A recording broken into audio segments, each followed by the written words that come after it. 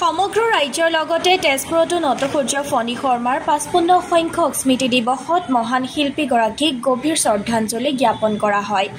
এই উপলক্ষে শোণিতপুৰ জিলা প্ৰশাসনে কলিবাৰী নটসূৰ্য ফণী শৰ্মাৰ সমাধিস্থলীত আয়োজন কৰা শ্ৰদ্ধাঞ্জলি অনুষ্ঠানত তেজপুৰৰ বিধায়ক পৃথ্বীৰাজ ৰাভা, শোণিতপুৰৰ জিলা আয়ুক্ত আনন্দ কুমাৰ দাস, নটসূৰ্যৰ জ্যেষ্ঠ পুত্ৰ অজিত শৰ্মাই এগছিকৈ বন্তি প্ৰজ্বলন কৰি মহান শিল্পীগৰাকীক শ্ৰদ্ধাঞ্জলি জ্ঞাপন কৰে।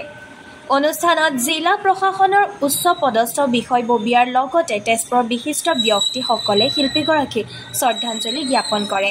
নটসূৰ্য ফণী শৰ্মাৰ ৫৫ সংখ্যক মৃত্যু তিথি। এই মৃত্যু তিথি উপলক্ষে সমগ্ৰ অসমৰ লগতে তেজপুৰতো বিভিন্ন অনুষ্ঠান প্ৰতিষ্ঠানে আজিৰ দিনটো বা নাট সমাৰোহ হিচাপে অনুষ্ঠান অনুষ্ঠিত কৰিব আৰম্ভ কৰিছে আৰু শোণিতপুৰ জিলা প্ৰশাসনে লগতে তেজপুৰৰ বহুতো অনুষ্ঠান প্ৰতিষ্ঠানে একলগ হৈ নটসূৰ্য ফণী শৰ্মাৰ সমাধিস্থল এই সমাধিস্থলত আহি উপস্থিত হৈ তেখেতলৈ শ্ৰদ্ধাঞ্জলি জ্ঞাপন কৰিছে। আৰু নটসূৰ্য ফণী শৰ্মাৰ প্ৰতি শ্ৰদ্ধাঞ্জলি জনাই ইয়াত স্মৃতিচাৰণ সভাও এখন আয়োজন কৰা হৈছে। আৰু স্মৃতিচাৰণ সভাত আলোচনা হৈছে যে নটসূৰ্য ফণী শৰ্মা এনে এজন শিল্পী আছিল, যিগৰাকী শিল্পীয়ে অসমৰ বিভিন্ন ঠাইত ঘূৰি মেলি চিনেমা, নাটক ইত্যাদিৰ জৰিয়তে অসমৰ মানুহক উদ্বুদ্ধ কৰিছিল। বলিষ্ঠ এজন অভিনেতা, নাট্যকাৰ আৰু তেওঁৰ সাহিত্যিকো। তেওঁ বহুতো প্ৰবন্ধ লিখি থৈ গৈছে আৰু এই প্ৰবন্ধ পঢ়িলে আপোনালোকে গম পাব, ৰাইজে গম পাব যে ফণী শৰ্মা এজন কিমান দূৰদৰ্শী আৰু কিমান বীৰত্বৰে লিখা এজন সাহিত্যিক। তেখেতক স্মৰণ কৰিছে।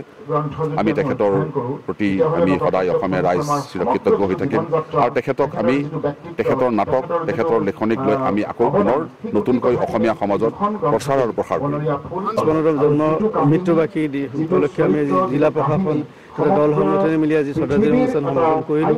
আজিৰ এই দিনটোত আমি তেখেতৰ যি কৰ্মৰাজি আছিল, আজি অভিনয় দক্ষতাই গোটেই অসমীয়া সমাজখনক এটা সময়ত উদ্দীলিত কৰি ৰাখিছিল, আজিৰ দিনটো আমি সোঁৱৰণ কৰিছোঁ আৰু অসমীয়া জনমানসত সদায় সজীৱ হৈ থাকিব আৰু তেওঁৰ অভিনয় প্ৰতিভাৰে যিদৰে অসমীয়া সমাজখন পৰিচালিত হৈছিল, আজিও সেইধৰণে তেওঁৰ গুণৰাজি সকলোৱে অনুপ্ৰাণিত হ'ব বুলি আশা কৰি আমি আজি তেওঁক শ্ৰদ্ধাঞ্জলি জ্ঞাপন কৰিছোঁ।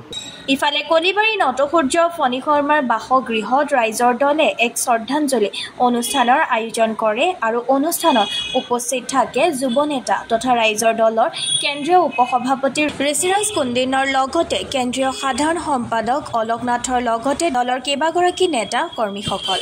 অখিল গগৈ ডাঙৰীয়া তেজপুৰলৈ আহোঁতে মই নটসূৰ্যৰ বাসগৃহলৈ লৈ আনিছিলোঁ তেখেতৰ অসুস্থ পুত্ৰক লগ কৰিবৰ বাবে। আহি পেলাই যেতিয়া দেখিলে আগদিনা বৰষুণ দি যোৱা সময়ত তেখেতৰ ঘৰত পানী পৰি আছিলে ভিতৰত। আমি গোটেই ঘৰখন চালোঁ, য'ৰ পৰা নটসূৰ্য ফণী শৰ্মাৰ সৃষ্টি হৈছিলে সেই সৃষ্টি হোৱা জাগাখিনি যদি আজি এনেকুৱা জৰাজীৰ্ণ অৱস্থাত থাকে, তেখেতে নটসূৰ্যদেৱৰ পৰিয়ালৰ পৰা সম্পূৰ্ণ পাৰ্মিশ্যন লৈছে। যিহেতু ময়ো পৰিয়ালৰ সদস্য, পাৰ্মিশ্যন লোৱাৰ ক্ষেত্ৰত ময়ো তেখেতৰ লগত কথা বতৰা পাতি আগবঢ়াইছিলোঁ আৰু অখিল গগৈ ডাঙৰীয়াৰ উদ্যোগত আজি ঘৰটো মেৰামতি কৰি থকা হৈছে আৰু সম্পূৰ্ণ মেৰামতি আৰু 4 দিনৰ ভিতৰত কমপ্লিট হ'ব। আৰু সেই মেৰামতিৰ পিছত তেখেতৰ যিটো অসুস্থ অৱস্থা, সেই অসুস্থতাখিনি ঠিক কৰিবৰ বাবে অখিল গগৈ ডাঙৰীয়াই নিজা উদ্যোগত গুৱাহাটীলৈ লৈ গৈ সম্পূৰ্ণ চিকিৎসা কৰাৰ দায়িত্ব গ্ৰহণ কৰিছে।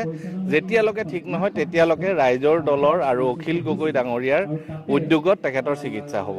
অৱস্থাৰ কথা একো নকওঁ, নটসূৰ্য ফণী শৰ্মা দেৱৰ সৃষ্টিৰাজি আৰু নটসূৰ্য ফণী শৰ্মা দেৱক যিখিনি সন্মান দিব লাগিছিলে, ত্ৰিমূৰ্তি বুলি কয়, বঁটা বাহন দি আছে, কিন্তু আজি জনসংযোগ বিভাগে এটা এডভাৰটাইজমেণ্ট দিবলৈ সময় নাপালে। এনেকুৱা ধৰণৰ স্বীকৃতি, এনেকুৱা ধৰণৰ কথাৰ কাৰণে আমি ভাবিবলৈ বাধ্য হৈছোঁ যে তেওঁলোকে কিয় এনেকৈ এলাগী কৰি ৰাখিছে। নটসূৰ্য ফণী শৰ্মাৰ সৃষ্টিৰাজিক এলাগী কৰিছে। মানুহজনটো এজন ইণ্ডিভিজুৱেল, কিন্তু তেখেতৰ সৃষ্টিক লৈ তেখেতৰ যিটো নাম, সেই নামটোক কিয় এলাগী কৰিছে আমি এইটো বুজি পোৱা নাই।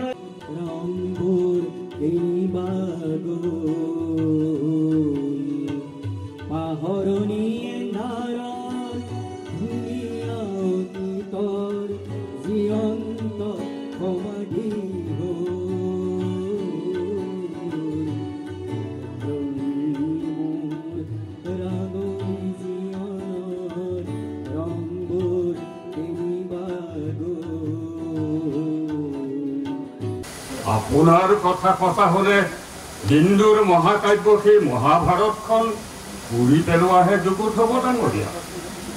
বিবাহৰ পূৰ্বে ভাল পোৱা যদি ব্যভিচাৰ হয়, প্ৰকৃতিদত্ত প্ৰণয় যদি অবৈধ হয়, সতী মহাসতী প্ৰায়বিলাকৰ গাই অবৈধ প্ৰণয় আৰু ব্যভিচাৰৰ চেকাৰে লেটি পেটি হৈ আছে ডাঙৰীয়া।